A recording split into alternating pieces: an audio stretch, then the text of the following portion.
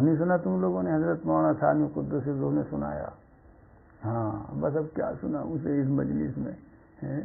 ایک بوجھ بجک کر رہتا تھا کسی بستی میں. ہاں اور جب بھی وہاں کوئی معاملہ پیش آتا تو بستی والے حضرت ہی کو بلاتے تھے مسئلہ حل کرنے کے لیے. ہاں کیا بھائی حضرت کو بلاؤ. ایک مرتبہ ایسا ہوا کہ ایک شخص بستی والوں میں سے کسی درخت پر چڑھ گیا اور چڑھتا چلا گیا بڑھتا چلا گیا اوپر. اور چڑھ تو گیا اترا جاوے نا. یعنی مسئلہ مشہور ہے بھائی، چڑھنے سے پہلے اترنے کا راستہ دیکھ لو. اتر بھی جاؤ گے بعض مرتبہ لوگ چڑھ جانے واقعی نہیں اترا جاتا. اور بیٹھ گیا. اب پھر شور مچایا، گاؤں کے لوگ آئے کہ اوہو اب سب آمیں اور دیکھیں کیا کیا جائے. سب پریشان. کہا بس حضرت جی کو بلایا جائے، ہاں وہی مسئلہ حل کریں گے. تو بلایا گیا کن کو؟ حضرت بوجھ بجک زیرہ مجدوم کو. ہاں اب آئے جناب.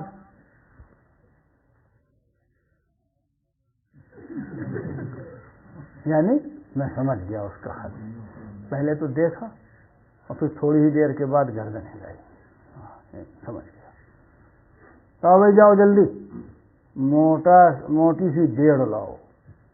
بٹی ہوئے سے بیڑ کہتے ہیں، رسی موٹی سی. اب لوگ ماشاءاللہ معتقد پکے تھے.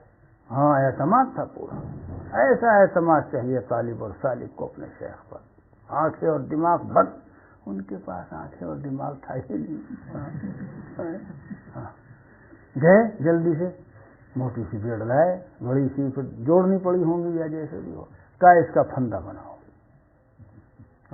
اسے ہدایت دلوائی یا خود ہی دی کہ دیکھ یہ پھندا جب تیرے پاس آئے اسے پکڑ لینا اور اچھی طرح سے اپنے اس میں ڈال لینا.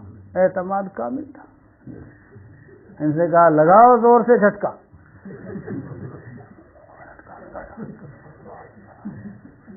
اور پھر تو وہی ہونا جو ہونا تھا وہی ہوا. اب وہ جو گرا زور سے تو تھوڑی دیر کے بعد ہی واصل اللہ ہو گیا. مقام طے کرا دیا شیخ نے، وصول اللہ کا مقام چند لمحوں میں. اب جب مر گیا لوگ پریشان. حضرت جی آپ نے کیا کیا؟ تو اسے گالی دے کے کہا اس نے، میں تو وہ الفاظ نہیں کہہ سکتا، حضرت نے بھی کچھ شاید نقل کیے یا ہی کر کہا میں کیا کروں، موت تھی اس کی جو مر گیا، ورنہ میں نے اس تدبیر سے کنووں میں سے پتہ نہیں کتنوں کو نکالا.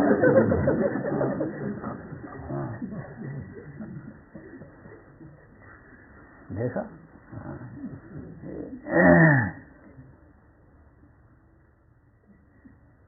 جیسے وہ کہے کہ 500 MD سے کتنے ہوں گے، میں کیا کروں.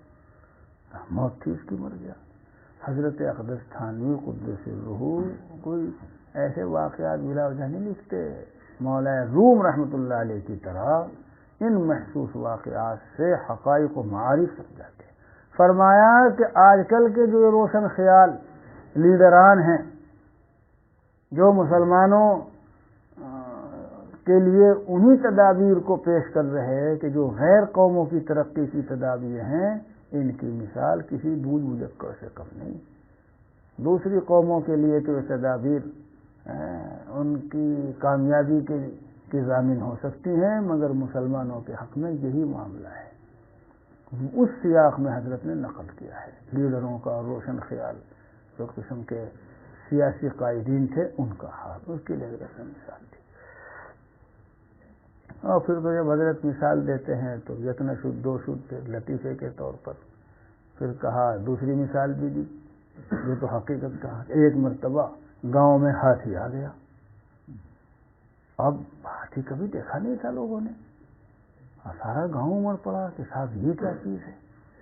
کسی کو سمجھ میں نہ آئے کہ حضرت جی کو بلاؤ وہی مسئلہ حل کریں گے.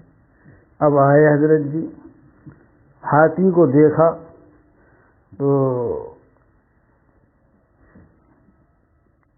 پہلے تو روئے، غالباً نہیں ہے ترتیب، پھر ہنسے. اب محقق جامع الازداد ہوتا ہی ہے، رو بھی رہے ہیں اور ہنس بھی رہے ہیں. محقق جامع الازداد ہوتا ہے، محقق ہے.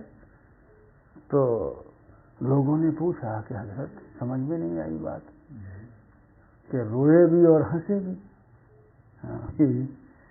کہ وہی رویا تو میں اس لیے تھا کہ میں سوچ رہا ہوں کہ میرے دنیا سے پردہ فرما جانے چل دینے کے بعد تمہیں ایسے حقائق بتائے گا کون. آئے ہے بے کسی عشق پہ رونا غالب، کس کے گھر جائے گا سیلاب بلا میرے بعد ہیں. اب میں سوچتا ہوں کہ تمہیں یہ ایسی باتیں کون سمجھائے گا. تو رونا آیا تمہارے لاوارث رہ جانے پر. اور پھر حضرت ہنسے کیوں؟ کہا اور ہنسا اس لیے کہ پتہ مجھے بھی نہیں کیسے آئے. ہاں سبحان اللہ. پتہ مجھے بھی نہیں کہ کیا ہے. یہ لفظ بوجھ بجکڑ ہی بڑا عجیب ہے. ہاں عمر بڑی سی ہو اور ذرا علول جھلول سے ہوں کوئی تو ان کو کہہ دیا کرتے ہیں بوجھ بجکڑ.